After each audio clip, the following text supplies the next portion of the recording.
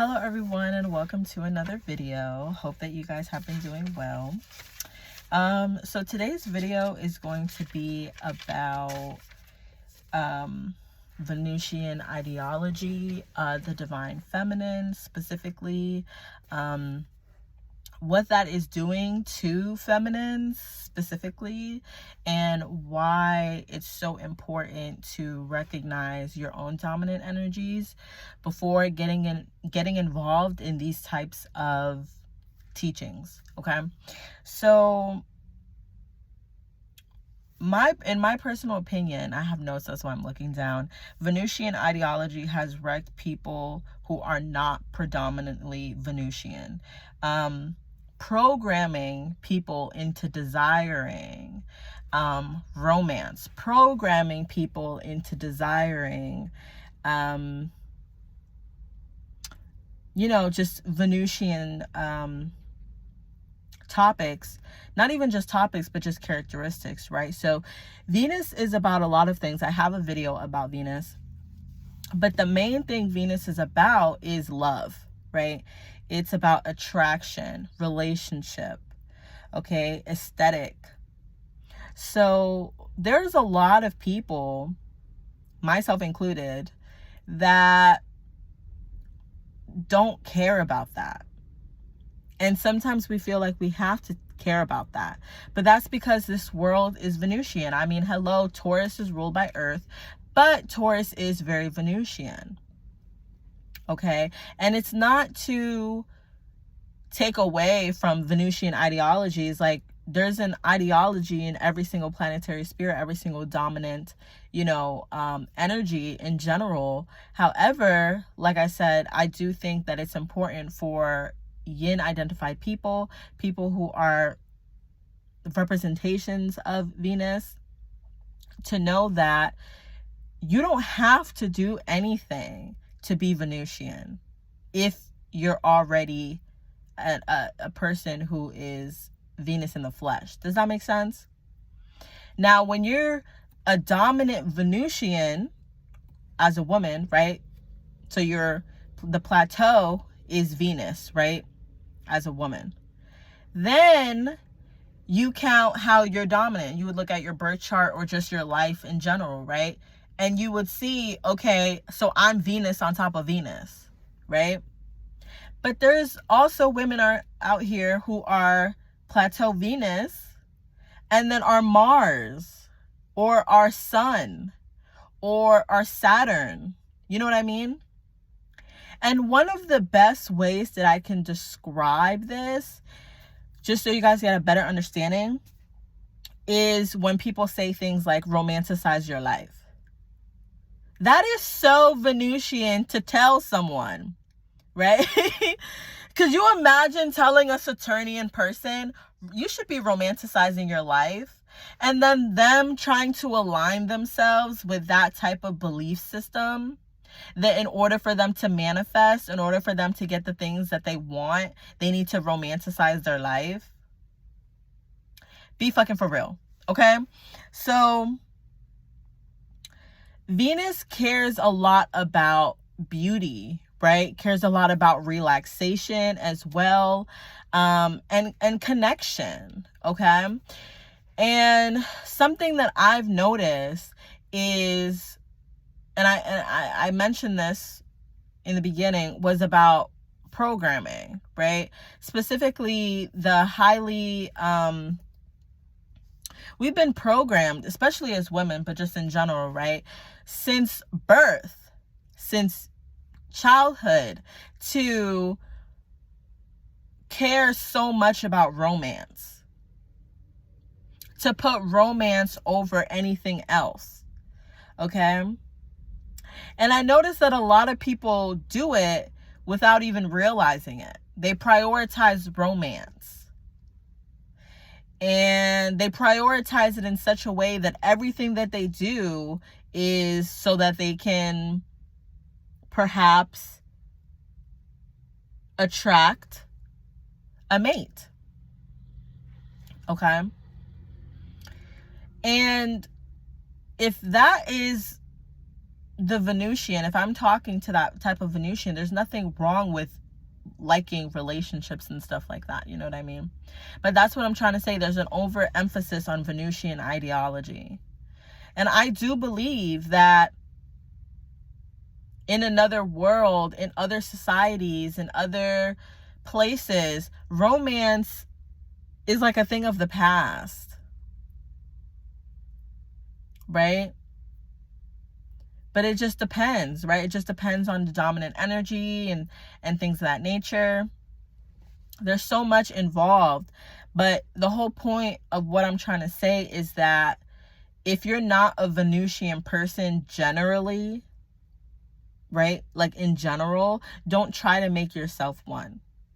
Because that's the way that people say that, you know, it's the best way to manifest. It's the best way to, right? You have to be all in your Venusian energy as a woman. Do not, right? These divine feminine courses and these divine feminine, you know, teachings that are really just aligning people with Venus, aligning people who aren't even Venusian with Venusian teachings. And then you program this person to take on the energy of Venus, and they are not. They are, right? Let's say, we're just saying, for example, they are a woman, right?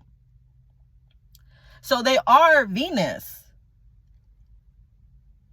But then you have to account dominant energies and forces, even just within the birth chart, right? Because I'm talking about astrology here. Even just within the birth chart, you have to account for that. We can't treat everybody the same just because, oh, I'm a woman. No, that's not how any of this works. So when someone is telling you to romanticize your life and you're mercurial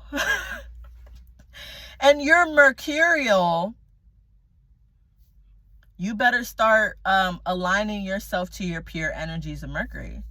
Okay? And what I've noticed, if I'm going to keep it a stack, and this is just, you know, a theory, right? What I'm about to say is that I noticed that a lot of people who aren't dominantly Venusian really, like I said, don't care a lot about relationships. It's not the pinnacle to one's life like it might be to a Venusian. Just like how studying and wisdom and philosophy might not be a big deal. Might not be a big deal to a Venusian, right? And all of these intersect, right? Because I believe everything is art, okay? I really believe everything is art. Studying and skills and everything is an art within itself, okay? But I'm being so specific when I'm saying like beauty and aesthetic and those very Venusian details of one's life that a lot of people really don't care about, but yet is forced onto them. Because we're living right now, especially with the rise of divine feminine teachings and the rise of being your Venus, being, you know, you need to be Aphrodite, you need to be Oshun, and you need to be, you know, Lakshmi and, well, specifically Parvati, right? You need to be there when that's not even you, you know? You'll know if that's you. Look back on your life, you know? I tell people a lot of the times when we get into astrology, sometimes we can overcomplicate things. And we're like, oh, what's my dominant energy? I need to do a dominant chart calculator over the internet and stuff like that. You don't need to do that. Just look back at your life. Look back at the main themes in your life. What do people know you for, right? What's your reputation? What do people come to you for mostly? These things will tell you a lot more, right? When you're real, because I had to go through a time where I had to stop pretending to be dominantly Venusian. I wanted to be dominantly Venusian because that's what gets you far in life as a woman, right? But I realized, I was like, that's not me. I don't want to be that, right? I don't want to be that. That's not me. I didn't come here to be that. So, for those of you guys that are not predominantly Venusian, okay? Please, please, please stop aligning yourself to Venusian ideology. It's not going to help you. Like, I'm just keeping it a stack. It's not going to help you. Well, I'm not going to say it's not going to help you, because all characteristics of planets, help us. But I'm specifically talking about, like, okay, let's just kind of break it down to, let's say, like, manifestation, right? If you're not naturally Venusian, I don't know why you would be trying to romanticize your life. Because Venusians know how to romanticize everything, okay? Especially the Libras. They know how to romanticize. So leave that to them. Leave it to them, okay? I know a guy who is predominantly Venus, born on a Friday. Name literally translates to one of the gods that have to do with beauty, right? He's super Venusian. He knows how to romanticize his life. He knows how to romanticize everything. He knows how to put together decorations, and he's really big on design and all that stuff, right? Fine, right? Because even a person who's not good at designs still designs in their own way. It may not be in a Venusian way, but it's still design.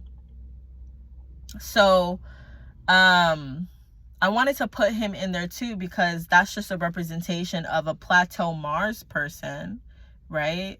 Who is Venusian. So he would do well by listening to Venusian ideology, okay? But the rest of us, especially women, if you're not Venusian, stop trying to be Venusian. And I would say you become more Venusian when you step into whatever planetary sphere that is most dominant in your life. You naturally become more Venusian. It's kind of like a back and forth, okay? But if you have to try to be Venusian, it's because you're not. That's all I'm going to say. A lot of these divine feminine courses and all that stuff, I get where it's coming from a place of understanding and of consciousness and of awareness, right? It's like, okay, now that you're aware, you can step into your femininity and stuff like that. But I feel like a lot of people fail to realize that a lot of the ways that you had been working, a lot of the ways that one has been operating before, yes, it was unconscious, right? But it got them to where they are today. So there are gems in there. There is truth. Okay? So that's what I'm saying. Go back to before you knew about astrology, before all of this, and really get down to the truth. Okay? Because if you're a person who has been in less relationships than how many fingers I have up on my hand, you're probably not Libran dominant.